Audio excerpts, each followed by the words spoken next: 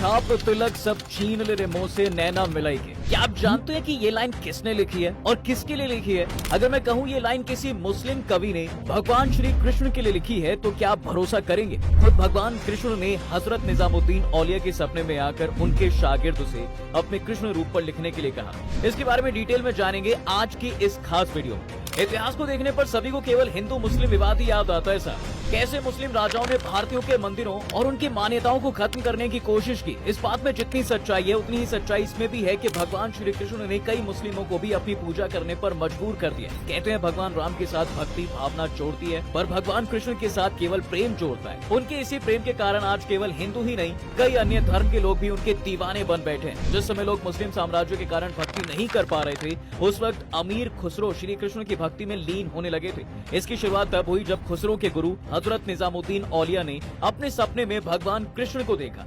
प्रभु ने उन्हें कहा कि मैं चाहता हूं कि आप अपने शागिर्द अमीर खुसरो को मेरे लिए कुछ लिखने को कहें। ये बात जब उन्होंने खुसरो को बताई तो उन्होंने ऐसी कालजयी रचना लिखी जो हर युग में श्री कृष्ण के लिए गाई जाने वाली थी। छाप तिलक सब छीनी रे मुंह से नैना मिलाई के। इस सुंदर रचना में उन्होंने भगवान की रासलीला के बारे में भी कुछ खास लिखा है। एरी सखी मैं जो गई थी पनिया भरने को, छीन झपट मोरी मटकी पटकी मुंह से नैना मिलाई। इन लाइनों को कई सिंगर भजन के रूप में गा चुके हैं, लेकिन ये हर बार लोगों के दिल को जीत लेता है। अमीर खुसरो का पूरा नाम अबुल हसन यमीनुद्दीन है, जो 14वीं सदी के नामी कवि, शायर, गायक और संगीतकार थे। अमीर खुसरो ने अपने पूरे जीवन में 8 सुल्तानों का शासन देखा है। उनका पूरा परिवार कई पीढ़ियों से राज दरबार की सेवा करता आ रहा था। इसके बाद भी उनके अंदर कृष्ण भक्ति खत्म नहीं हुई, उल्टा वक्त के साथ बढ़ती चली गई। खुसरो को पहला ऐसा मुस्लिम कवि माना जाता है जो खुलकर हिंदी शब्दों का इस्तेमाल करते थे, इसलिए कई लोग उनके ऊपर तंज कसते थे और उन्हें तोता ए हिंद कहते थे। इसके ऊपर उन्होंने कुछ लिखा था जिसका मतलब था, मैं हिंदुस्तान की तूती हूँ,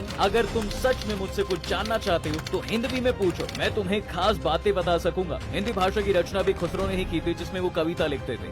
अमीर खुसरो ने कई राजाओं के दरबार में अपनी कविता को पेश किया है। एक बार इससे खुश होकर सुल्तान मोहम्मद उन्हें अपने साथ मुल्तान, जिसे आज के वक्त में पाकिस्तान पंजाब कहा जाता है, वहाँ पर ले गए थे। इसके बाद उन्होंने राजा मौलाना, फिर कैकुबाद, जलाउद्दीन खिलजी और अलाउद्दीन खिलजी के दरबार में भी काम किया। अब अलाउद्दीन खिलजी चित्तौड़ पर चढ़ाई करने के लिए जा रहा था। उस वक्त अमीर खुसरो ने उसे मना किया था, लेकिन वो नहीं माना। उसका अंजाम भी बुरा हुआ। बाद में किसी और ने उससे सत्ता को छीन लिया। इसके बाद भी उन्होंने कई राजाओं को राज्य देखा।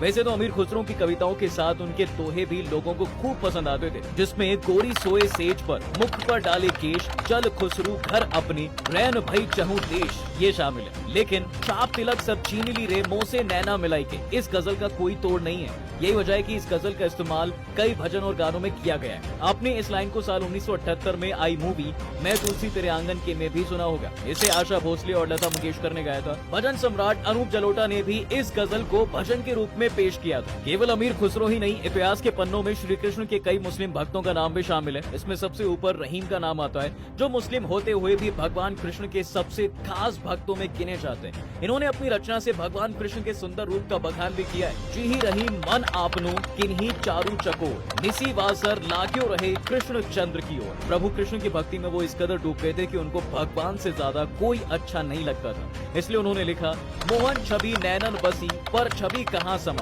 रहीमन भरी सराय लखी आप पथिक फिरी जाए। ऐसी ही उनकी और भी कई रचनाएं हैं जो उनके भगवान कृष्ण के प्यार को जताती है। आपने श्री कृष्ण की भक्ति में चूर मुस्लिम महिला का नाम शायद ही सुना, ताज बेगम। ताज बेगम पंजाब की कवयित्री थी जो भगवान श्री कृष्ण की बहुत बड़ी भक्त थी। उन्होंने कृष्ण भक्ति में अपना सब कुछ न्यौछावर कर दिया था। अपने मोर मुकुट वाले कृष्ण के लिए उन्होंने लिखा था, दुष्ट जन मारे सत जन रखवारे, ताज चित हितवारे, प्रेम प्रीति करवारा है, नंदुज का प्यारा जिन कंस को पछारा, वो वृंदन वारा कृष्ण साहेब हमारा है। रसखान उर्फ सैयद इब्राहिम की भगवान श्री कृष्ण के लिए भक्ति को कौन नहीं जानता। भक्त रसखान ने प्रभु की भक्ति में दिल्ली को छोड़कर वृंदावन और मथुरा को ही अपना घर बना लिया था। भगवान के लिए उन्होंने कुछ खास लिखा था, मानुस हो तो वही रसखान, बसाओ मिली गोकुल गाँव के ग्वारन। इसके अलावा भी उन्होंने भगवान के लिए कई खास कविताएं लिखी हैं, जिन्हें आज भी लोग गाते हैं। ये सब साबित करता है कि एक बार जो श्री कृष्ण के प्रेम में पड़ जाता है, उसको उनसे कोई धर्म का बंधन अलग नहीं कर सकता। ऐसी ही और वीडियोस के लिए देखते रहिए फैक्टिफाइड।